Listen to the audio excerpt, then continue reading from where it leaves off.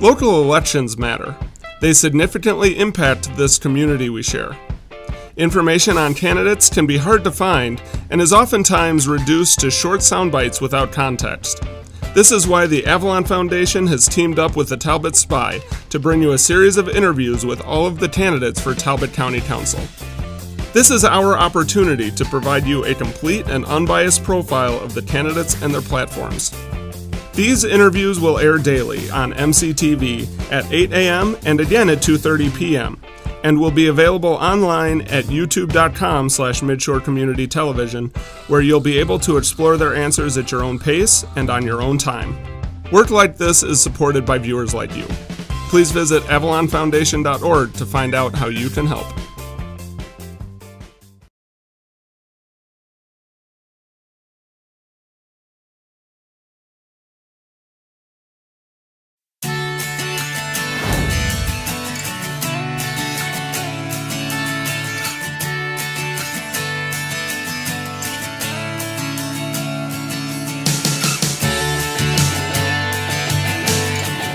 Thank you for doing this. Absolutely. I really appreciate it. I have developed a little bit of a format for this, and I think it's always best to start out from the beginning and understand somebody's biography and how they got to town, or maybe you were born in Talbot County, so I have to get that worked out. But give me an overview, if you could. All right.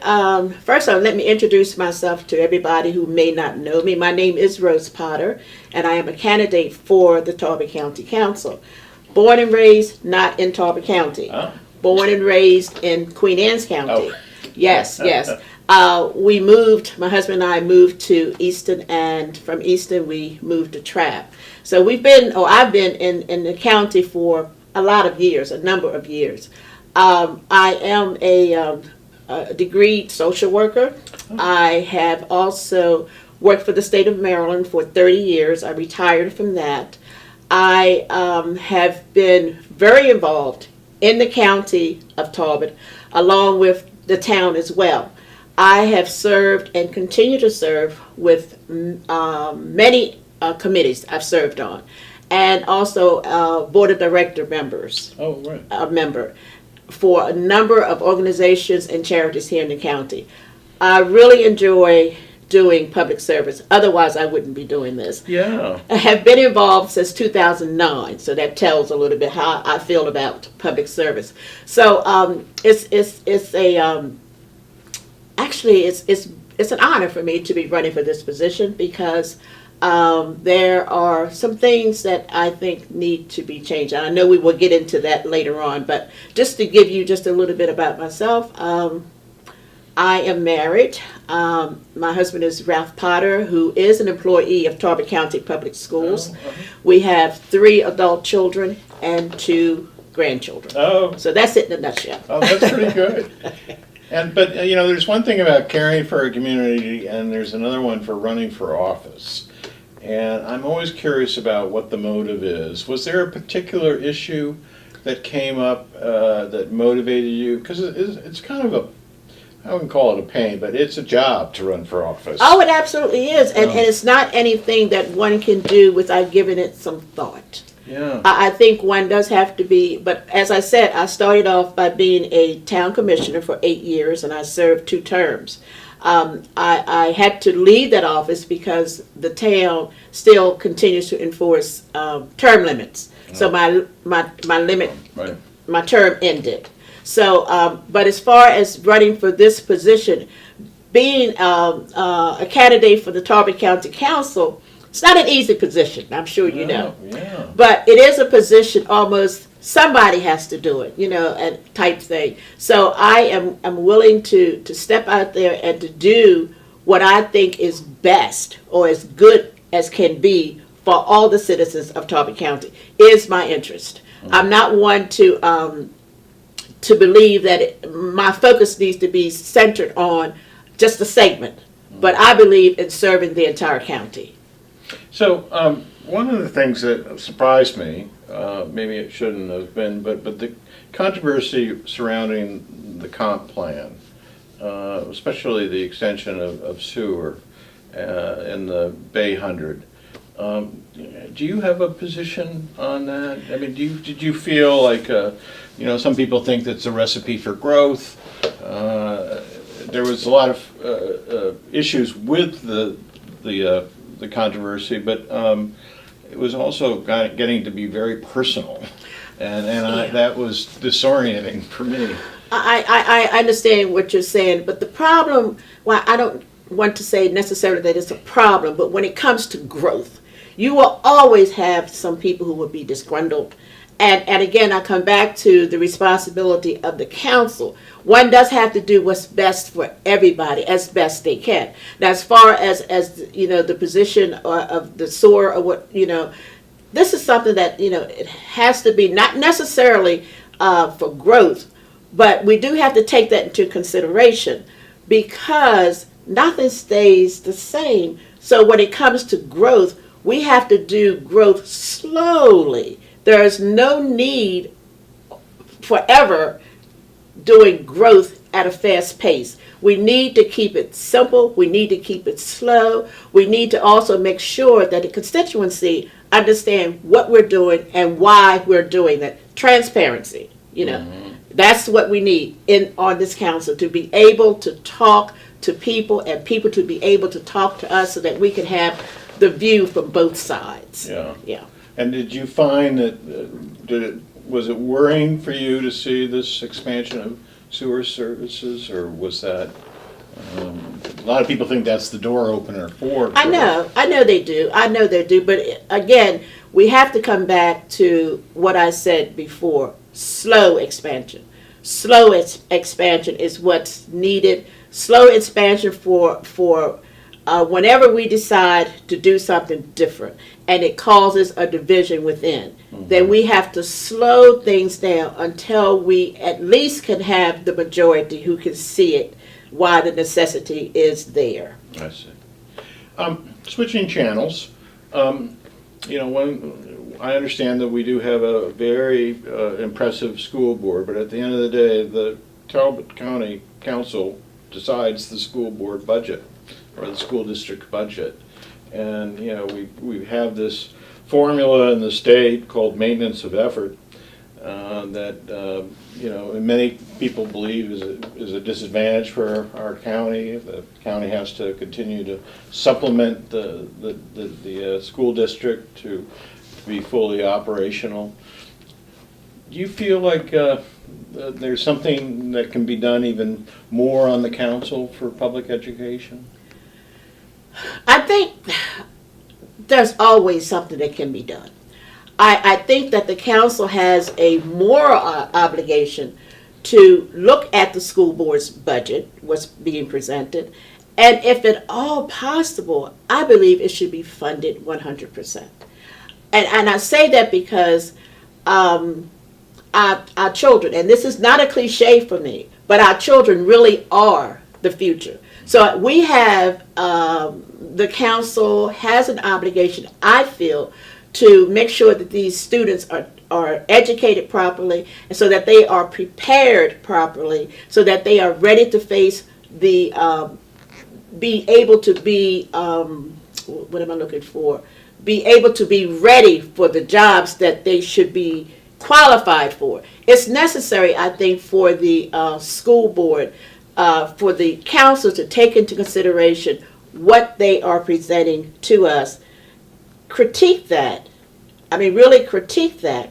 But also, I think that it's necessary that the council has a moral obligation to support the students in this county.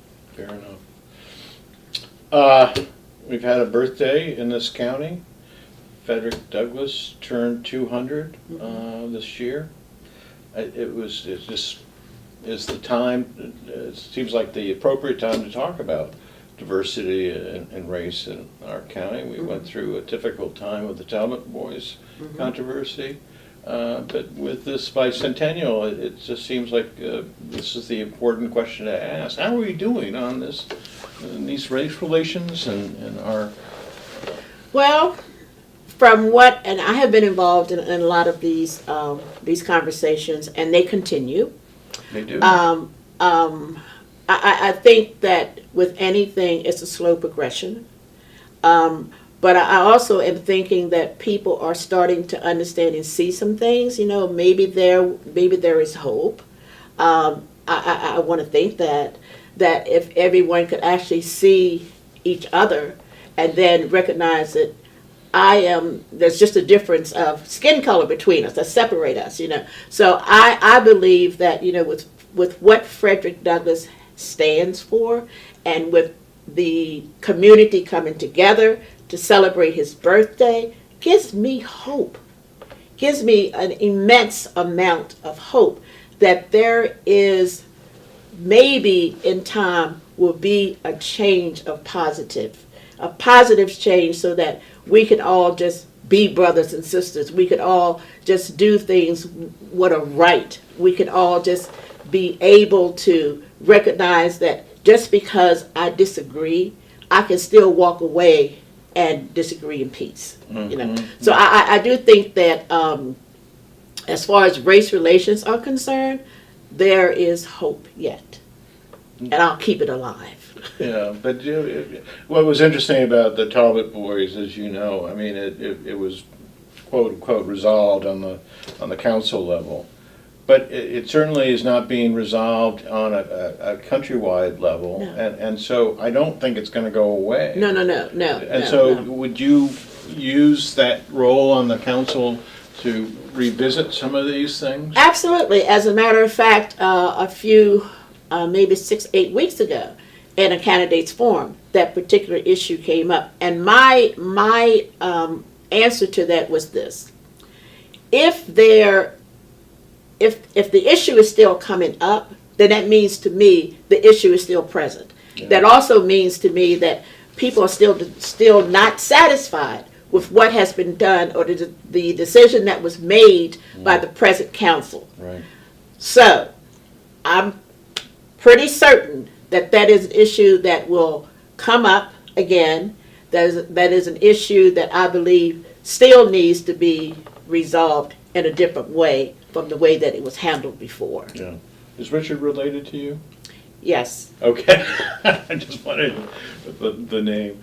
But, you know, we've talked about a couple of issues, and this has been great, but are there other issues that concern you that you feel are not getting the exposure that they need, that there are, you have your agenda, if you're elected, these are the things that I need to work on? The one that disturbs me more than, I won't say more than any, but I spoke in reference to the schools, but I also am concerned about housing. In this county, affordable housing is non-existent. The town is working, doing what they can do towards this effort, but the county is not doing anything. So I would like, if elected, I would like to see something, a project in reference to that, recognizing that it takes time. I mean, you have to have funds, you have to do this, you have to do that, but that's okay. The need is there.